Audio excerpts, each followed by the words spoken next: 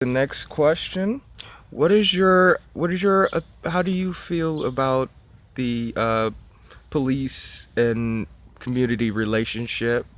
What do you what is your perspective on that hmm in the nation today So and our city?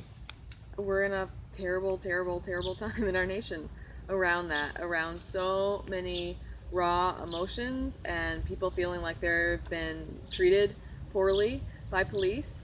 And whether that is something that is, some people say, is it new or is it just filmed more? I heard actually Will Smith in an interview say that. Any which way, it's bad and it's terrible and it's coming to light at a national level in a way that's really important that it is because it's a way that's really important. I mean, it recognizes that institutional racism is real in all of our societies and institutions and agencies in the world, and that there have been systematic ways that people have been profiled, treated, etc. So that is a general thing that we need to own as part of this country. Mm, An interesting quote I heard from an African American leader just the other day was that we don't swear off all doctors because there's one bad doctor. right. We don't swear off all bad, all X, Y, or Z profession is bad because you've got bad apples, right? And I think that was a really important thing to hear. Mm, That we shouldn't swear off all law enforcement because of some bad law enforcement. But that's not the same as saying we need to not recognize the institutional racism that exists all over the place. That we recognize that we need to recognize those policies, right, that may have led purposefully at one point or inadvertently to people being treated differently, etc. The school to prison pipeline, like that's a very real thing. mm, How we do policing, community policing, etc. So first, it's about recognizing and owning that that stuff is real, and where and how embedded it is in our own Ypsilanti community police is a different question, and what we've been really looking into in a slow, meticulous way, because it's not as easy as just saying yes there is, no there isn't, here's how you fix something, right? These are right, right. like deep problems going on in our country for hundreds of years. So our city council last fall formed a police community relations and Black Lives Matter task force, which is a Wow. subgroup of 3 members of council and 3 members of our who are citizens on our Human Relations Commission to specifically look at the Black Lives Matter National Campaign Zero, the set of local policies and practices for local law enforcement that was put out nationally as the best practice. So we formed a task force proactively to say, yeah, we all agree that these are things we need to look at. We need to say, where are we with these policies? So our police department, as it was actually one of the first around with body cams, was already actually working Ooh. and doing that before a lot of people were calling for it. And so there's some ways we're ahead of the game, and there's some ways we're behind. We're really looking. That committee is looking very closely, that task force, into training. And is the training we have adequate? Is the training people have in police academy adequate? Is the ongoing training adequate? What is that anti-bias training? What is that de-escalation of force training? So there's been a lot of learning happening, because that's not something I know the details about, those sort of operations and training. And I'm not serving on the task force. Councilmember Nicole Brown is leading it. And again, we have 3 members of council and 3 members of our Human Relations Commission. And any and all citizens who want to come are welcome to come and participate in those conversations and look at those things. So a couple of specific things that they've been working on, that now their recommendations are coming forward to change policy, which is often a lot slower than people want, but that's how policy's got to be looked at very carefully, is around police oversight. So they're looking at the best practices around having citizen oversight boards for police, and where or what makes sense for us to have in the city of Ypsilanti. And the first thing they really look deeply at is the citizen's complaint process. And so if someone feels like they've been mistreated by law enforcement, that the way that they're able to report that has a level of citizen oversight to it. Mm, And doesn't just go somewhere where they're not sure where it went or whether it got handled or not. That there's a level of accountability. So those are like 2 very specific policy areas, which is to us some of the nitty gritty it takes to make systems that are less likely to mistreat, to oppress, and have that accountability. And our police chief and our police department has been really open to being a part of those, to giving us tons of information, to doing lots of research, to sharing some of the best practices that they know about, that they're already doing, and that they want to be able to do. So it's been very much a partnership in that way. and it's slow, ongoing work. It's not something where you just see, you see a change, you flip a switch, right? Right.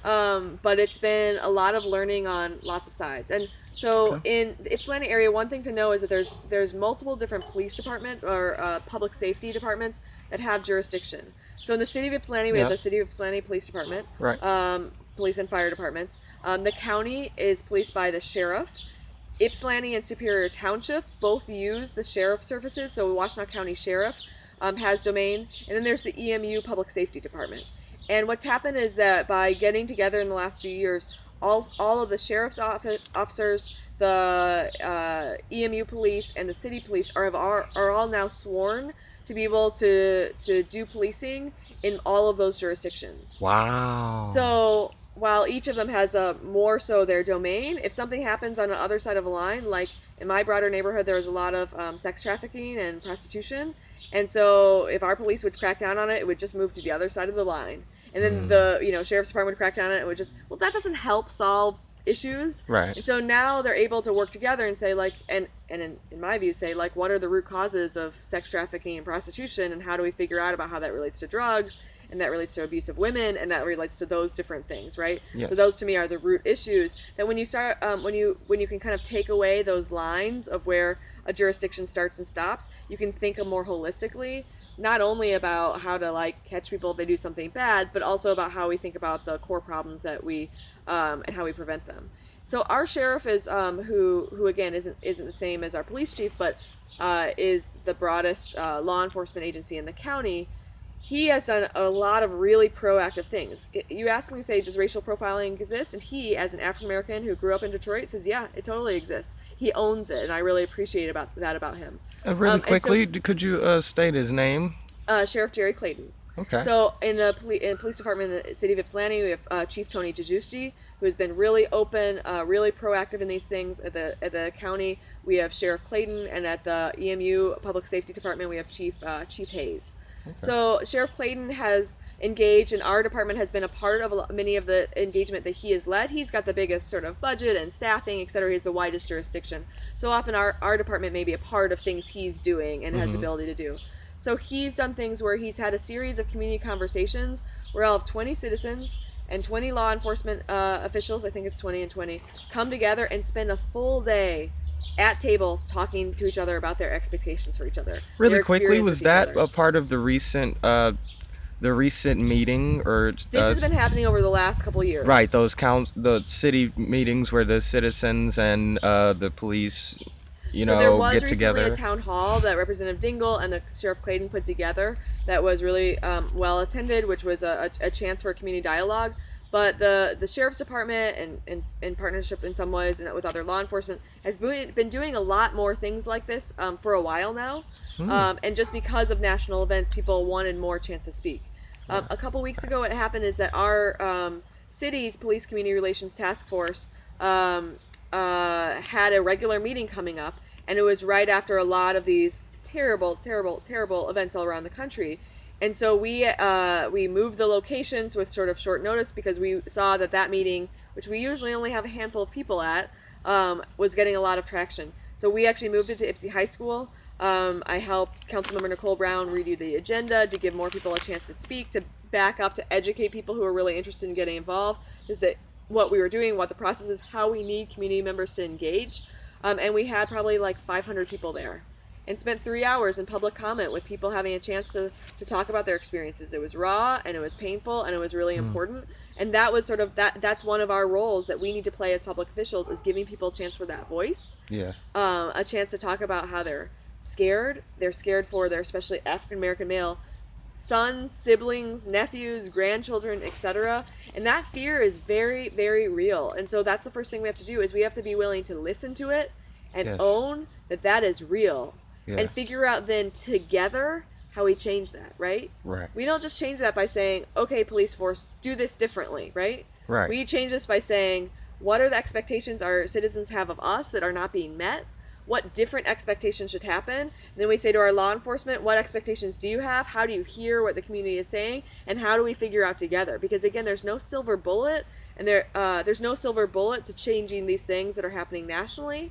to making sure that we don't become another place in Ypsilanti that's another city name, like we now say Baton Rouge, Minneapolis, right? Right. Houston, like we say all these city names now, San Bernardino, we say all these places' names and these people's names. We don't want to be a next name on a list. I was talking to a mayor of another city in Michigan, actually an African American male, who was talking about what he's done in his community, and he said, "Look, we're all one incident away from being that next city named on the list." Yes. Luckily, That's a lot of. You've done a whole lot. I see, to keep us off of that list. And We have, but it doesn't mean we're agree. not still one incident away, right? Let's Right, just own that's it. right. Like, let's own that we're one incident away. So, so I think the first thing is to be really honest. I think the first thing in particular for white people to do is be really honest and own that these things are real, that these things are happening around our country, that the fear, the treatment that feels different has happened to people all over this country, and then to understand how do we be proactive at changing the level of accountability. Whether or not we've had issues or problems with our own police department, it doesn't mean it's not still our responsibility to say, what policies do we need to have in place so that we don't become that place? What issues have people have? People have had issues. And what is the level of accountability, so there's a path with an oversight board or things like that, so that we can deal with those things. We all have room to grow, and every one of our local governments and every one of our communities and sets of community members have room to improve. Thank you. That was I don't think it turned right. off. No. I So don't know if you're trying to do it on a different clip. Got it.